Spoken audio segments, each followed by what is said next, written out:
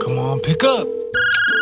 This James Harden, what it is? James, it's Dame. I'm stuck in Portland and need your help. How do you get traded wherever you want all the time? It's easy. You just eat a ton of food and be a lazy fat ass and lower your trade value. What's up, YouTuberverse? It's your boy RB back again for another one. I got a question for Philly Sixers fans. Would y'all rather James Harden showed up to camp in a fat suit or not show up at all? Let's talk about it. Nuance Machine, episode 52. Let's kick it.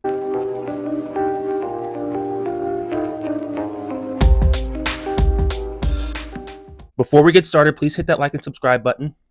Also, please check out my shop, breezysprints.com, where you can find all original designs printed on high-quality tees, tank tops, sweatshirts, and hoodies. All designs are done by yours truly, and without further ado, let's get into it. So, I, along with the rest of Philly Nation, now have a new least favorite player, and his name is James Harden. The Sixers have announced that they are closing trade inquiries for James Harden, and James Harden announced that he won't be showing up to training camp. Sixers fans, we just never get a break, do we? We just can't catch a break. James Harden was in China, of all places, and came out and called Daryl Morey a liar and said that he would never play for a team that has Daryl Morey in their organization ever again. Daryl Morey is a liar, and I will never be a part of an organization that he's a part of. Let me say that again. Daryl Morey is a liar, and I will never be a part of an organization that he's a part of. So what exactly happened here? What happened? James Harden and Daryl Morey had a deal. Harden signs his player option, and the Sixers trade him. Now, why did they make this deal? Because nobody wanted to offer James Harden a long-term max contract, including the Sixers. Now, nobody knows exactly what was said in that meeting between Morey and Harden. You know, they're the only two people that actually know what happened. But I highly, highly doubt that Morey said that he would trade James Harden for pennies on the dollar just to make him happy. The idea that things didn't work out the way that they were planned makes Daryl Morey a liar is stretching a lot, actually. I think it's kind of ridiculous. Again, I'm speculating, but I think it's more likely that Morey said something along the lines of, we'll do our best to trade you, but hey, no promises. I find it really hard to believe that Daryl Morey said, oh, we're definitely going to trade you no matter what offers we get. We'll trade you for pocket lit and a stick of gum. As long as it makes you happy, James. As long as you're happy, we'll do whatever we have to. We will just completely handcuff our organization for you, James Harden. All for you. What this petulant child doesn't understand is that this is supposed to be a mutually beneficial relationship.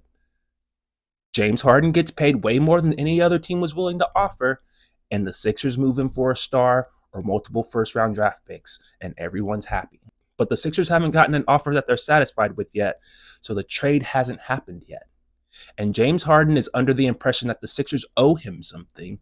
Like, James is literally expecting the Sixers to take a lowball offer just to give James Harden what he wants. No. No. Mm-mm. No. No. Hell no. No. I refuse. No. Hell no. To the no. Yeah, to the no. Hell to the no. To the no. And that's not exactly a lie. Like, Morey failed to deliver on his end of the bargain before the season started, but Morey still has a job to do. And his job is to manage the Sixers' assets in a way that's beneficial to the Sixers, not James Harden. And trading James Harden for pennies on the dollar puts Daryl Morey's job in jeopardy. And Daryl Morey knows that. He's protecting his own job. So I'm glad Morey said no. Like, somebody needs to say no to this entitled clown. I'm so sick of this. James Harden wants so badly to have his burger and eat it too. He's never going to win because he doesn't care about winning. He cares about that paycheck, though.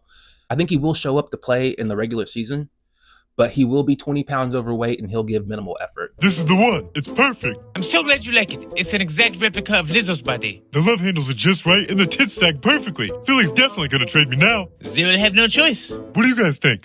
And this has been his strategy for getting traded for years now. He thinks that lowering his trade value is the best way to force a team to trade him.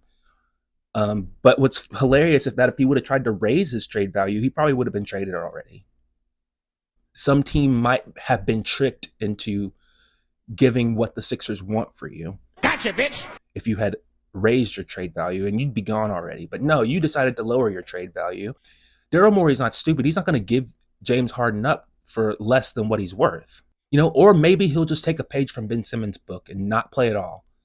Ben was eventually able to get his money, which is insane. So James Harden might just say, hey, Ben Simmons got his money and he didn't have to show up. So, hey, I'm going to try and not show up, see if I can bamboozle the Sixers out of some money as well, the same way Ben Simmons did.